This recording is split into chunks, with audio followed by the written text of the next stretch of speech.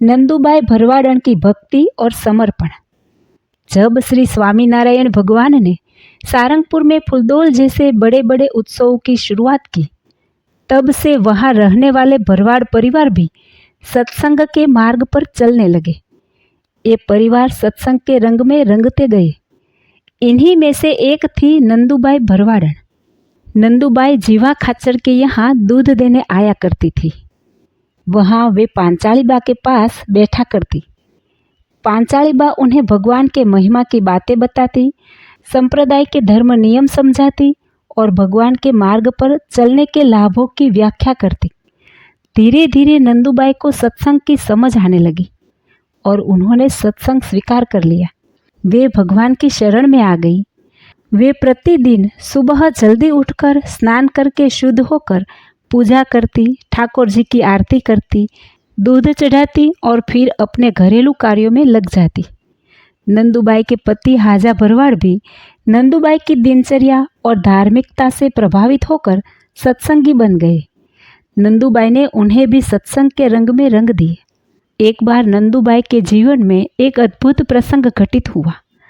सारंगपुर में भगवान की सभा चल रही थी, जिसमें कई भरवाड़ स्त्री भक्ताएं भी आई और सबसे पीछे बैठ गई। उस समय श्रीहरि जीवा खाचर के निमंत्रण पर सारंगपुर पधारे थे।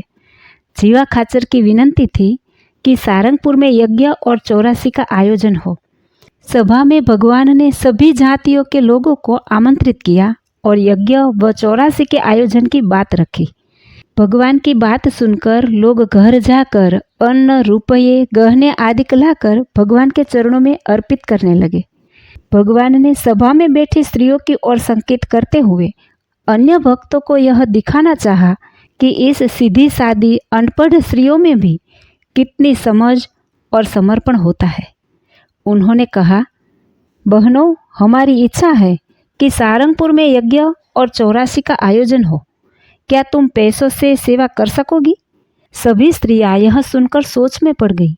लेकिन तभी हाजा भाई की धर्मपत्नी नंदूबाई ने अपने शरीर पर पहने हुए सभी चांदी के गहने उतारकर एक ढेर बना दिया और प्रसन्न होकर बोली, लीजिए महाराज, यह सब आपके हैं, यज्ञ की सेवा में मेरी ओर से। नंदूबाई की श्रद्धा और समझ देखकर सब चकित रह गए। भगवान ने पूछा, अगर तुम्हारे पति को पता चलेगा तो क्या वह नाराज नहीं होगे? नंदूबाई बोली, नहीं महाराज, क्योंकि वे आपके महिमा को समझते हैं और जीवा बापू के पास बैठते हैं, इसीलिए वे तो प्रसन्न होंगे। भगवान बोले, हमें तुम्हारे दिए गए गहनों की आवश्यकता नहीं थी। हम तो तुम सबकी श्रद्धा और समझ की परीक्षा ले रहे थे। हमें कुछ नहीं चाहिए। नंदूबाई बोली, नहीं महाराज, हमसे जो दिया गया है वह वापस नहीं लिया जाता। आप इन गहनों का जैसा उपयोग करना चाहे करें। उन्होंने अपने गहने वापस नहीं लिए।